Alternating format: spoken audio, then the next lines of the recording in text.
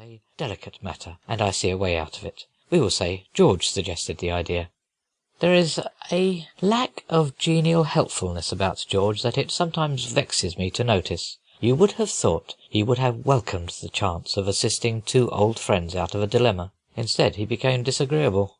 "You do," said George, "and I shall tell them both that my original plan was that we should make a party, children and all, that I should bring my aunt, and that we should hire a charming old chateau I know of in Normandy, on the coast, where the climate is peculiarly adapted to delicate children, and the milk such as you do not get in England. I shall add that you overrode that suggestion, arguing we should be happier by ourselves.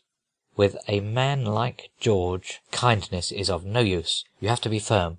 "You do," said Harris, "and I, for one, will close with the offer. We will just take that chateau. You will bring your aunt, I will see to that, and we will have a month of it. The children are all fond of you. Jay and I will be nowhere. You've promised to teach Edgar fishing, and it is you who will have to play wild beasts. Since last Sunday, Dick and Muriel have talked of nothing else but your hippopotamus.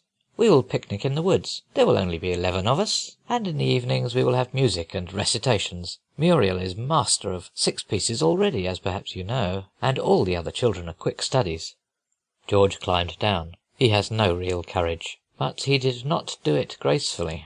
He said that if we were mean and cowardly and false-hearted enough to stoop to such a shabby trick, he supposed he couldn't help it, and that if I didn't intend to finish the whole bottle of claret myself, he would trouble me to spare him a glass.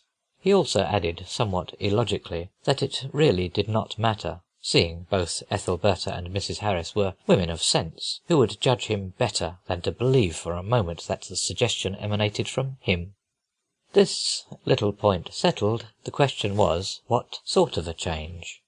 Harris, as usual, was for the sea. He said he knew a yacht, just the very thing, one that we could manage by ourselves. No skulking lot of lubbers loafing about, adding to the expense and taking away from the romance. Give him a handy boy, he would sail it himself.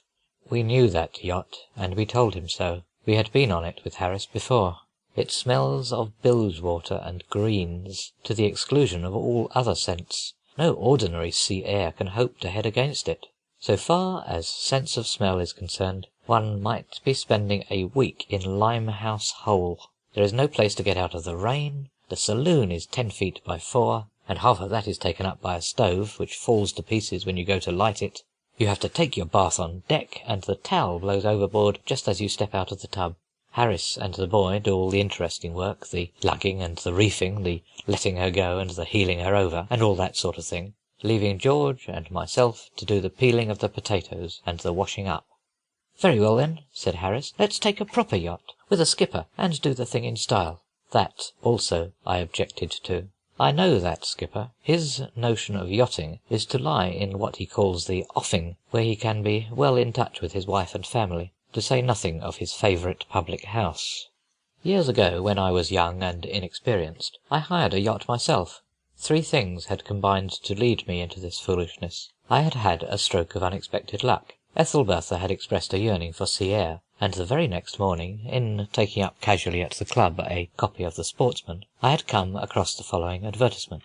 "To yachtsman, unique opportunity. Rogue, 28-ton yawl. Owner called away suddenly on business. Is willing to let this superbly fitted greyhound of the sea for any period, short or long. 2 cabins and saloon. Pianette by Woffenkoff, New Copper. Terms, 10 guineas a week. Apply Pertwee & Co., 3A, Bucklersbury."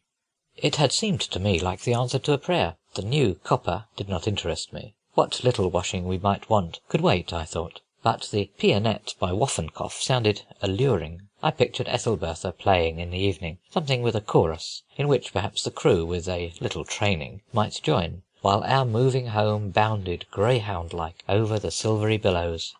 I took a cab and drove direct to 3A, Bucklersbury. Mr. Pertwee was an unpretentious-looking gentleman, who had an unostentatious office on the 3rd floor. He showed me a picture in watercolours of the Rogue, flying before the wind.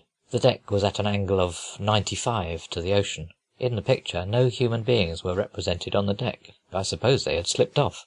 Indeed, I do not see how anyone could have kept on unless nailed.